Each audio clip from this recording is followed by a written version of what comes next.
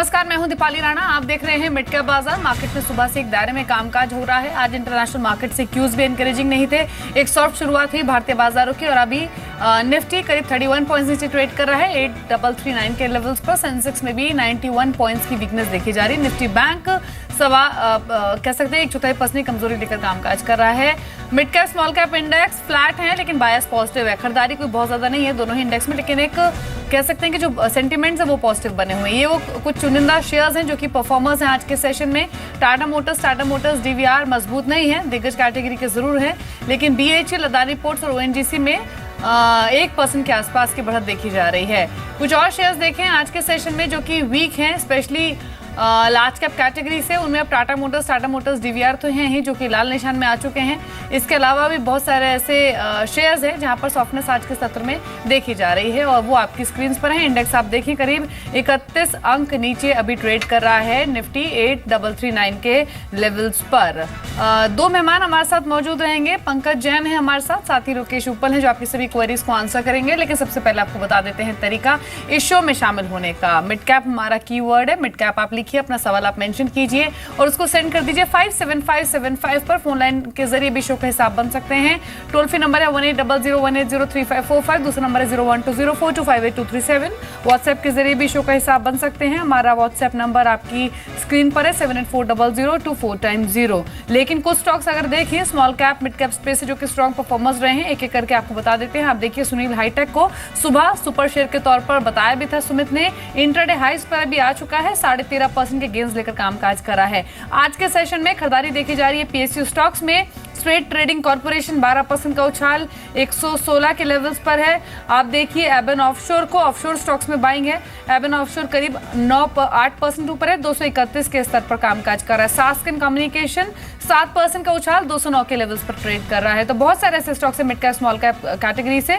पूरा ही exploration space, offshore space एक जोरदार मूव लेकर ट्रेड कर रहा है अभी के सेशन में। एबन ऑफशोर के अलावा आप देखिए डॉल्फिन ऑफशोर को, यहाँ भी 6.5% का मूव है। सेलन एक्सप्लोरेशन 6% ऊपर 216 के लेवल्स पर ट्रेड कर रहा है। श्रीराम आप देखिए, टेक्नो इलेक्ट्रिक, लॉयड इलेक्ट्रिकल्स, तो बहुत सारे ऐसे स्टॉक्स हैं mid cap small cap category से जो जोरदार मोमेंटम में हैं। चलिए सवाल जवाब के सिलसिले को शुरू कर लेते हैं। दोनों मेहमान हमारे साथ मौजूद हैं और अभी बातचीत करने के लिए प्रवीण है हमारे साथ फोन लाइन पर गुजरात से। प्रवीण नमस्कार, सवाल पूछिए अपना। चलिए इनकी फोन लाइन शायद डिस्कनेक्ट हो गई है। जो डिटेल्स इन्होंने शेयर की हमारे साथ उसके मुताबिक इनके पास 1000 शेयर हैं क्वालिटी लिमिटेड के। 114 के स्तर पर इन्होंने ये शेयर्स खरीदे हैं। Good morning Pankaj, good afternoon. In fact quality limited पर आपके कमेंट्स क्या होंगे? 1000 क्वांटिटी है, परचेजिंग प्राइस 114 का।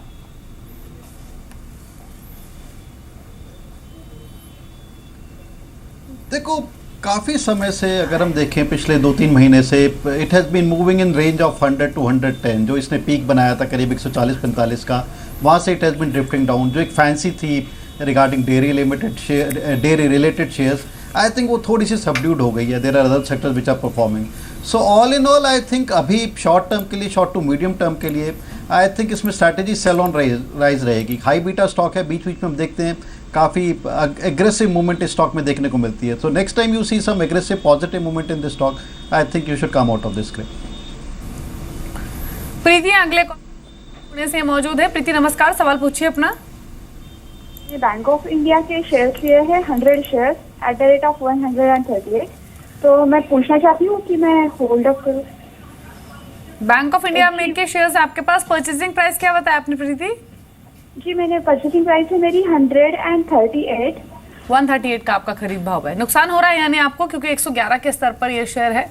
क्या करना चाहिए लोकेश? हालांकि अपने लो से तो ये स्टॉक रिकवर कर चुका है, इनफैक्ट रिकवरी मोड में ही है, लेकिन क्योंकि इनका खरीद भाव काफी ऊपरी स्तरों का है, 138 के स्तर पर अभी इनकी बाइंग है, क्या करना चाहिए इन्हें? गुड आफ्टरनून दीपाली जी। अगर बैंक ऑफ इंडिया के लॉन्ग टर्म चार्ट्स को स्टडी करते हैं, यहाँ पे साफ साफ नजर आता था stock has formed billions base around 90 rupees. वहाँ से एक अच्छा पुल बैक देखा गया है। आप अगर अपनी पोजीशन को थोड़ा टाइम दे सकते हैं, यानी 3 to 4 मंथ्स, तो अपनी पोजीशन को होल्ड कीजिए। You will see an upside in the stock up to the levels of 145 to 150। तो अपनी पोजीशन को आप होल्ड कर लीजिए। जी, चलिए राय आपको दी गई है बैंक ऑफ इंडिया पर, अभी होल्ड करने की सलाह है। एक और एसएमएस हमें मिला है, इनफैक्ट व्हाट्सएप क्वेरी मिली है मेहुल की अलवर से। राष्ट्रीय केमिकल फर्टिलाइजर पर इनका सवाल है, 500 शेयर है, परचेजिंग प्राइस है 45.70 का। आज पूरा फर्टिलाइजर स्पेस खबरों में भी है। सरकार ने कुछ फर्टिलाइजर प्रोडक्ट्स के जो प्राइसेस हैं उनको कट किया है और फर्टिलाइजर एसोसिएशन ऑफ इंडिया की ओर से स्टेटमेंट्स भी आए हैं कि जो ये कदम उठाया गया है, इस कदम को लेकर जो कंपनियां हैं, फर्टिलाइजर कंपनियों की ओर से कोई सपोर्ट नहीं मिला था, कोई उन्होंने हामी नहीं की थी, लेकिन उसके बावजूद भी सरकार ने कदम उठाया है। आपके कमेंट्स क्या है पंकज? आरसीएफ पर 45 रुपए की खरीद है, 50 रुपए पर शेयर आ चुका है, मुनाफा हो रहा है हालांकि, पर क्या रणनीति रखें? I think with stop loss of 46 इनको अपनी पोजीशंस कैरी रखनी चाहिए डेफिनेटली। जिस तरह की हम एक रन अप, जिस तरह के फ्रेंजी फर्टिलाइजर स्टॉक्स में हम देख रहे थे पिछले कुछ एक हफ्तों से, and that was in tune with some good decent news on monsoon front. उसके अलावा एज सच हम देख रहे थे जो गैस के प्राइजेज में कमी आई थी पिछले एक साल में, उसका भी धीरे धीरे एक पर्कुलेटिंग इफेक्ट देखने को मिला था। आरसीएफ पे डायरेक्टली बहुत ज़्यादा नेगेटिव असर नहीं होगा जो गवर्नमेंट ने फर्टिलाइजर के प्राइजेस पे कटौती की घोषणा की है। So I think the general momentum, the general positive momentum with RCF and other fertilizer stocks, most of them is still intact. So all in all stay with RCF. 46 रुपये का stop loss लेके चलिए। मेरे को लगता है कि जल्द ही इसमें 54 से 56 रुपये की रेंज देखने को मिल सकती है आपको। होल्ड करिए 46 रुपए के स्टॉप लॉस के साथ आरसीएफ, 54-55 तक के लेवल्स देखे जा सकते हैं। ये सलाह है पंकज की। अमरीश अंगलेकर हमारे साथ बातचीत करने के लिए। अमरीश, गुड आफ्टरनून, क्या क्वेश्चन है आपका, पूछिए। या गुड आफ्टरनून मैम, मेरे पास जेपी एसोसिएट्स के 2000 शेयर्स हैं, 10 रुपीज 50 पैसे के प्राइस पे। ठीक है, इसे कब तक होल्ड करना चाहिए, कितना टारगेट रखना चाहिए नेक्स्ट, ये बताएंगे मैम। और मैम मैं पूछना चाह रहा था जैन सर से, पंकज जैन सर से, कि मैक्स वेंचर्स जी, ये लॉन्ग टर्म के लिए कैसा होगा, और टाटा मोटर्स डीवीआर, ये दोनों में से कौन सा लॉन्ग टर्म के लिए मुझे होल्ड करना चाहिए? ठीक है, माफी चाहूंगी लोकेश, पंकज से ये कमेंट्स लेने पड़ेंगे क्योंकि पंकज की राय ये चाहते हैं। पंकज, पहला तो जेपी एसोसिएट्स, ये उन चुनिंदा निवेशकों में से हैं जो कि जेपी एसोसिएट जैसे स्टॉक में निवेशित है और मुनाफे में है। खरीद भाव है 10 रुपये 50 पैसे का, स्टॉक 12.25 पर आ चुका है और क्रेडिट जाता है कि जो हाल ही में हाई डेट कंपनीज में जो रनअप आया है, उस रनअप में जेपी एसोसिएट्स ने पार्टिसिपेट किया है। आज खबरों में भी है अल्ट्राटेक सीमेंट के साथ डील को लेकर, लेकिन कंसर्न अभी वही है कि जो वैल्यू एसेट्स है वो कंपनी लगातार बेच रही है, जो कि ग्रोथ प्रोस्पेक्ट्स को लेकर क्वेश्चन रेज करते हैं। क्या करना चाहिए इनको, जेपी एसोसिएट से मुनाफा बुक कर लें या नहीं? और दूसरा ये लॉन्ग टर्म पर्सपेक्टिव से 2 शेयरों का इन्होंने नाम लिया, एक तो मैक्स वेंचर्स जिसने लिस्टिंग के बाद से काफी स्ट्रॉन्ग मूव दिया है, और दूसरा Tata Motors DVR. Long term investment के तौर पर कौन सा स्टॉक इनको चुनना चाहिए?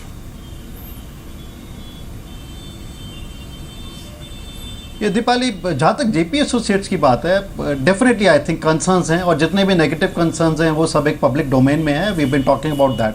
अगर हम इमीडिएट बात करें, अगले कुछ एक महीने की बात करें, जिस तरह के कदम कंपनी उठा रही है, जिस तरह के कदम कंपनी को उठाने पड़ रहे हैं because of the pressure of the bankers, because the kind of debt they are carrying, 50 से 55 हज़ार करोड़ कंपनी डेट कैरी कर रही हैगी, और जिस तरह के अल्ट्राटेक से सीमेंट सेक्टर में डिवीजन में डील हुई है, आई थिंक इमीडिएट टर्म पे 14 से 16 रुपये जेपी एसोसिएट जा सकता है। सो इफ आई एम इन इस पोजीशन, आई थिंक मैं अपनी पोजीशन को कैरी करूंगा। This is not a bye recommendation. मैं उन लोगों को नहीं बोल रहा कि जेपी एसोसिएट्स में नहीं बाइंग करें, but people who are carrying, who are lucky enough, they have held this share at levels below 10 rupees. So immediate target करीब 14 से 16 रुपये जेपी एसोसिएट्स में, आप इसमें बने रहिए।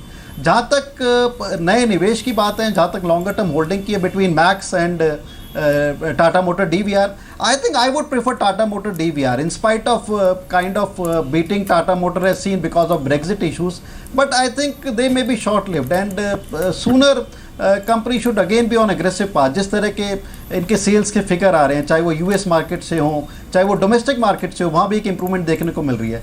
सो I think Tata motor DVR on a longer term basis, on a 1 year basis is pretty capable of giving about 15 to 25% return from current levels. So going for Tata Motor DVR on a longer term basis. तो long term perspective से Tata Motors DVR को चुन सकते हैं, ये पंकज की राय है। अमित हमारे साथ फोन लाइन पर मुंबई से। अमित, गुड आफ्टरनून, क्या क्वेश्चन है आपका, पूछिए। अमित बताइए क्या सवाल है आपका। चले, इनकी फोन लाइन डिस्कनेक्ट हो गई है। जीपी पेट्रोलियम पर इनका सवाल था। 650 शेयर्स हैं, 64 का इनका खरीद भाव है, 59 पर ये स्टॉक ट्रेड कर रहा है। पंकज, इनफैक्ट लोकेश, नुकसान हो रहा है इनको, क्या करना चाहिए आपके लिहाज से? If I look at the long-term chart of JP Petro, especially the monthly and the weekly, it's sideways consolidation हो रही है, and the stock is facing resistance around from the levels of 65. अगर आपको थोड़ा राइज मिलता है, sell on rise की रणनीति को अपनाएं and sell the stock immediately.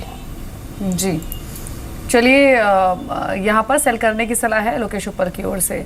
इसके अलावा अगले कॉलर जो है हमारे साथ प्रशांत है फोन लाइन पर, हरियाणा से बातचीत कर रहे हैं। प्रशांत, गुड आफ्टरनून, क्या सवाल है आपका, पूछिए। Good afternoon ma'am.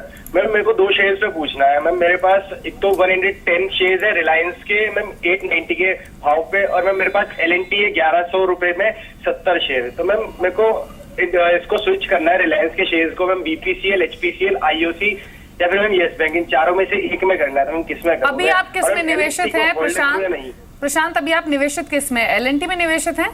Ma'am LNT और रिलायंस में। और रिलायंस से आप अपना निवेश को शिफ्ट करना चाहते हैं? Yes ma'am. और LNT का मैम बता दीजिए, होल्ड करूं या नहीं? ठीक है। और रिलायंस में आपका खरीद भाव क्या है? मैम 890। 890 है आपका? Yes ma'am. ठीक है। और जो स्टॉक्स आपने चुने हैं निवेश के लिए, वो कौन कौन से आपने बताया? एक तो बैंकिंग का आपने जिक्र किया, येस बैंक, BPCL, HPCL और IOC। ठीक है, ठीक है, ठीक है। ओके। पंकज, थोड़ा सा कॉम्प्लिकेटेड क्वेश्चन है इनका, क्योंकि 2 दिग्गज हैं इनके पास और दोनों ही बहुत अच्छे लेवल्स पर हैं। LNT इन्होंने 1100 पे खरीदा हुआ है, रिलायंस इंडस्ट्रीज इन्होंने 890 के स्तर पर खरीदा है। और अब ये चाहते हैं कि LNT में एक तो जानना चाहते हैं क्या करें, मुनाफा बुक कर लें फिर होल्ड रखें, और रिलायंस इंडस्ट्रीज से स्विच करना चाहते हैं। जो 4 चॉइसेस इन्होंने बताई, एक तो येस बैंक जो कि ऑलरेडी लाइफ टाइम हाइस पर है, HPCL, BPCL दोनों लाइफ टाइम हाइस पर ट्रेड कर रहे हैं, और यही इन्होंने चॉइसेस बताई हैं। तो एग्जैक्टली अब आप इनको क्या राय देंगे, क्या करना चाहिए इनको? देखो, बड़ा सिंपल सी है। एक तो जो आपके पास जो 6 के 6 स्क्रिप्ट आपने चूज किए हैं, I think all of them are performing pretty decently. Yes Bank, BPCL, HPCL अपने लाइफ टाइम हाई पे हैं। IOC भी अपने कल इसने नया 52 वीक हाई बनाया है। Oil marketing companies as such एक सेक्युलर बुल रन में चल रही हैं पिछले 1-1.5 साल से, and I think this would continue जिस तरह की गवर्नमेंट की नीति है। रिलायंस इंडस्ट्रीज भी अगर हम देखें पिछले 3-4 दिन से काफ़ी एग्रेसिव मूवमेंट दिखाई है। आज भी अगर हम देखें 1.5-2% की मूवमेंट है, and this may not be the right time to switch on a immediate basis. जहाँ तक LNT की बात है, LNT इन्फोटेक का IPO आ रहा है, and I think that would give a further leg up to this stock. So अगर आपको स्विच करना भी है येस बैंक, BPCL, HPCL और IOC में, आई थिंक रिलायंस इंडस्ट्रीज से और LNT से on a 50% basis, I think 50% you can still maintain with these 2 stocks, आप स्विच कर सकते हैं। और अगर इन चारों स्टॉक्स में, जबकि थोड़ा सा आई थिंक मुश्किल सवाल है, if I have to still choose between this 4 stocks, I think मैं BPCL और येस बैंक को चूज करूंगा। दोनों stock in spite of being at their lifetime size मेरे को लगता है कैपेबल है यहाँ से भी 15-20% ऊपर जाने के लिए अगले से 3 से 4 तिमाही में। So though you are carrying good stocks which have decent potential, still you are bent upon sort of moving into a newer stocks. I think BPCL और येस बैंक मेरी चॉइस होगी। BPCL अगले कुछ एक दिनों में एक्स बोनस भी जाने वाला है, हो सकता है तो आप, हो सकता है उससे पहले ही आप थोड़ा सा स्विच कर सकते हैं।